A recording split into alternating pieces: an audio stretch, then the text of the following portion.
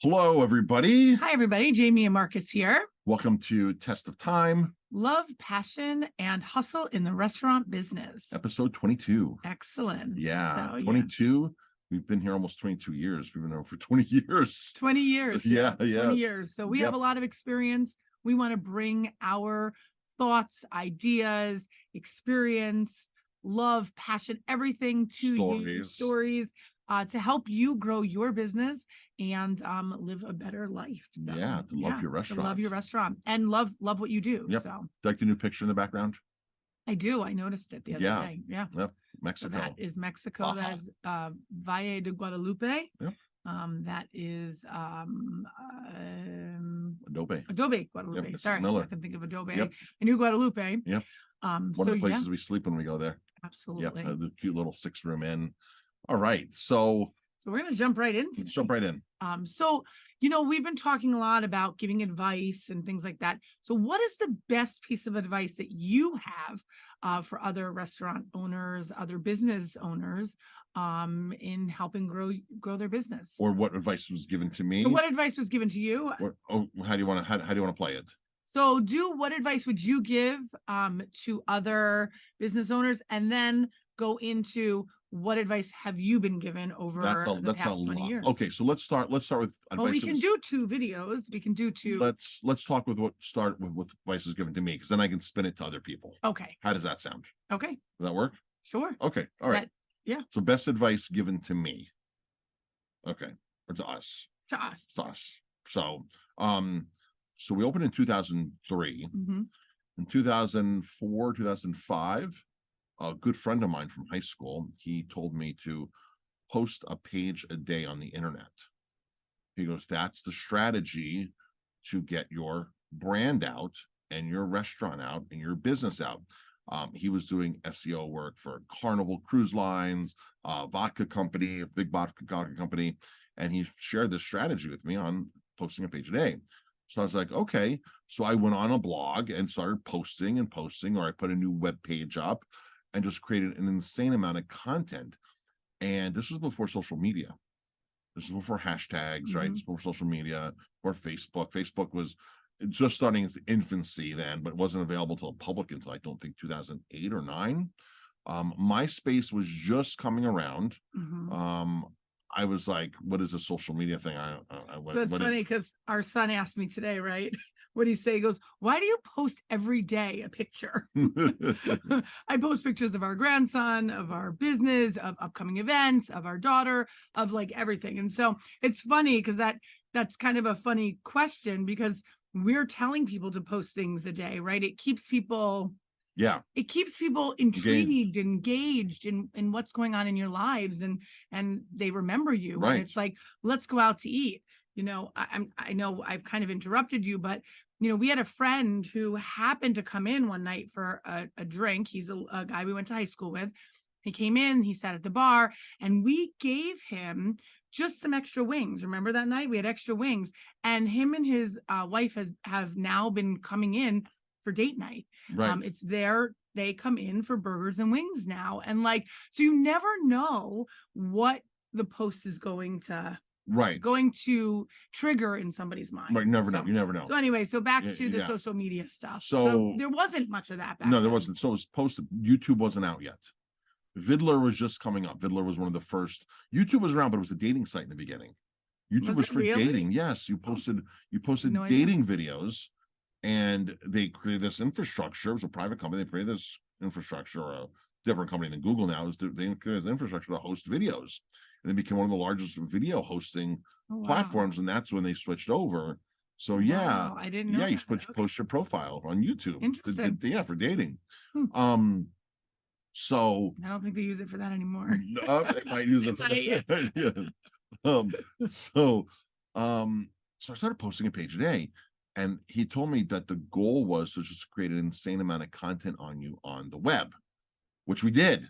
So you Google us now and stuff comes up from, oh my gosh, 10, 15 years, 20 years old, pages and pages and pages come up. And I look at my rankings all the time. I look at our keywords all the time, like ionized water. Like we rank in the on the top 30 searches for ionized water. It's not even our business, but people are finding our restaurant by looking for ionized water.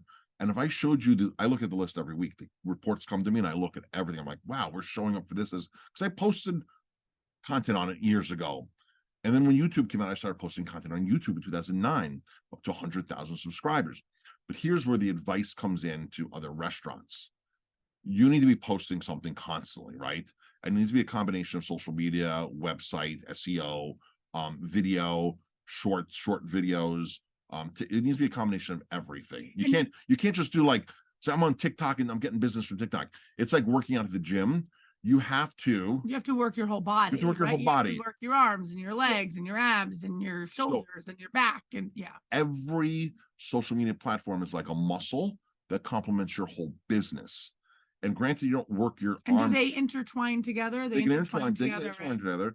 Can you post the same video or the same picture on all the different platforms? People do. But if you're taking a TikTok video and putting it on YouTube, on Instagram throttles it down because they want their own content. It's not their own original content.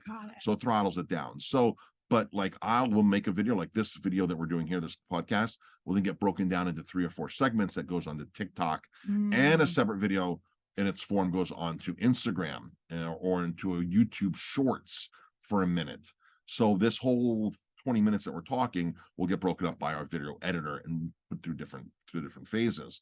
So work all your muscles. You don't work every muscle every day. So sometimes you don't need to. Things like your legs, you can, like your calves, certain things every day. That's like your TikTok every day. Your blog doesn't need to go up every day, right? Your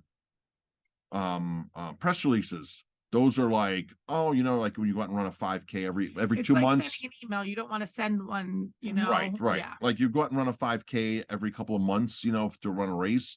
That's your blog post every month or two. Your press releases, blog posts, short videos, all kinds of things. So you lump everything those are the muscles you work. There might be a platform that's not good for you, but you have to just kind of figure that out for your business. Okay. I know I'm very bad at posting on TikTok for our business. I'm terrible at it. I really need help. I need to ask for help and I need to have somebody take over our TikTok. I can create the content. They need to post it and edit it and all that kind of stuff. So all of that's very important to create. Now, why are you doing this is what I would tell or I explain to a client. You're doing this, coaching client, you're doing it to build a brand. Not only to get business, but to actually build a brand. So we've built a brand for ourselves, and you and I are the faces behind our restaurant. Some people don't want their face behind the restaurant, then that's fine. But when you build a personal brand, you take your personal brand with you wherever you go. The restaurant fails, the restaurant sold, you close up, you lose the lease or something, the restaurant burns down. You have your brand. And that goes with you, and that helps you open up your next restaurant, your next location. It helps you with a book deal. It helps you with a TV deal. It helps you with all kinds of things that that'll help you with your business. So, and your personal life. So build a brand. You don't want to build a brand, keep building your restaurant, build your restaurant. Some people open restaurants because they know they're going to sell them. I'm going to open it up. I'll run it 5 years, 6 years. I'll build it up and then I'll dump it and I'll sell it. I have a friend that did that strategy several times in Colorado. He knew what he was doing. This was before any social media or even when websites were just coming up. That was his strategy. Get a business, run it for 5 years, get it going, and then sell it, and then start that process over again. So you have to just depend on what your end goal is. Like our end goal here was to create a restaurant for our long-term income. Right. We're here 20 years. We're going to be here another who knows how long. Right. But if we're not here, we're going to be somewhere else. With our brand with us. So yeah. So you need to build your brand. If you're going to build your brand. Focus on that, and your restaurant, everything else will follow that brand. And that's good for any business. Yeah. So absolutely. Yeah. Great. So that was quick and to the point. That was good. Yeah. So post, work out all those muscles, and build a brand. Wonderful. There's a lot of other advice that I have, but you can go to Restaurant Growth Secrets University.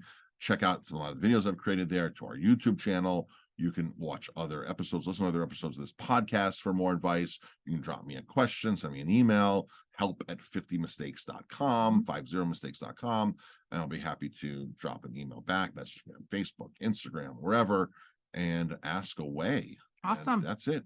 All right. Awesome.